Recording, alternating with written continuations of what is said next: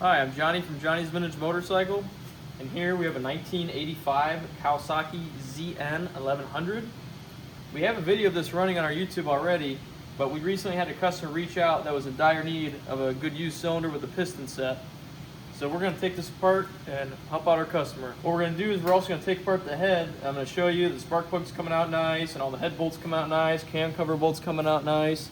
We're going to show you all that as we go, because this is a running motor, and it didn't smoke in the video, it didn't make any weird noises, so should be a good one. So we're gonna start taking it apart.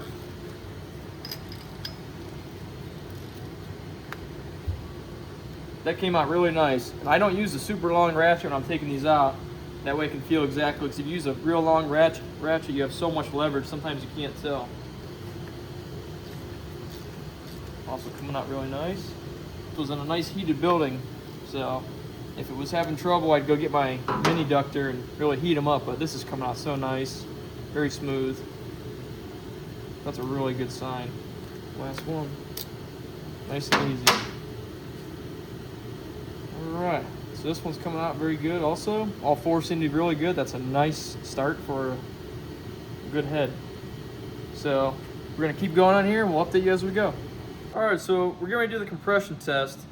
And it's good to have some kind of little bit of oil or penetrating oil or something like that. Personally, I really like using the Joker 440 by Motor X. It's a nice synthetic, and we've had a lot of good luck with this, even getting bolts and nuts free and other projects and that sort of thing. So, especially a motor's been sitting for a little bit, it can be a little dry in there, and you can lubricate a little bit, and we'll let it move a little easier and give you a little more accurate compression numbers.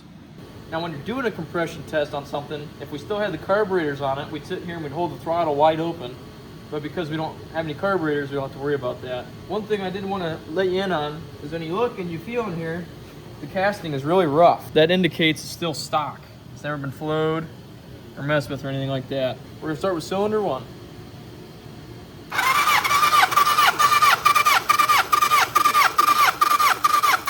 Wow. 160. Number two.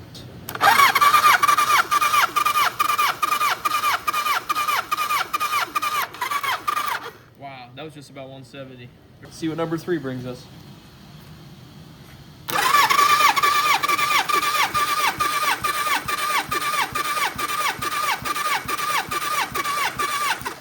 All right, just about 145.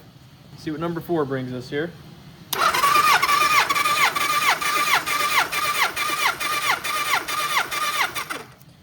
Well, you can hear it get to the point where it kind of stops. You don't want to sit there and keep spinning it, because you could hurt the starter, because the starter gets hot after a while. So once it was about 150 and it stops, it's good enough. So all four are very, very similar, and there's a good chance that something as high, for used motors, something as high of a compression as this, something even just as running it would even make everything seal a little better.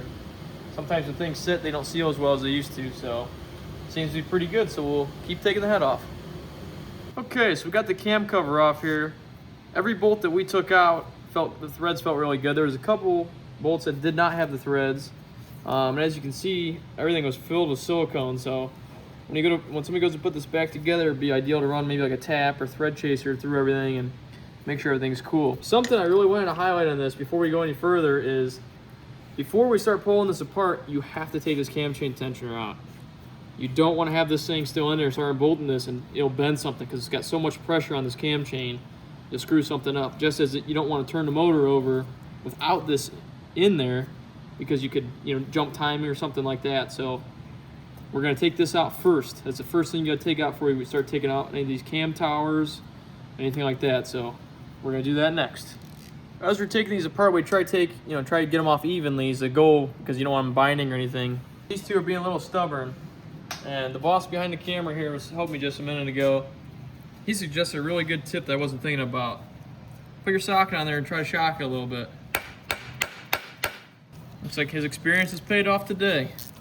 It's coming right off now. Threads feel really good. So sometimes after a while, stuff gets hot and cold so much, with your motor running, and then you factor in with maybe they haven't been removed in a while, and sometimes they just don't want to come out.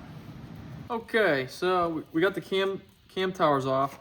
And luckily the Kawasaki ones are numbered, so that will help you, 1, 2, 3, 4, but we want to be sure not to mix those up and not to mix up the cam bearings that ride in there either, because right now they're all pairs. Another thing is sometimes these little guide pins come out easy, sometimes they don't, but you just want to be cognitive and pay attention and make sure you didn't drop it inside this motor accidentally and forget about it. So now we're getting ready to take the cams out, and I like to put like a little zip tie or something like this on there so that after you take it out, your cam chain doesn't just want to sit in your bottom of your engines.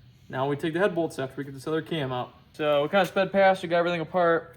This is one of the best tools you can use. You want a nice soft face, dead below, not too big, not too small.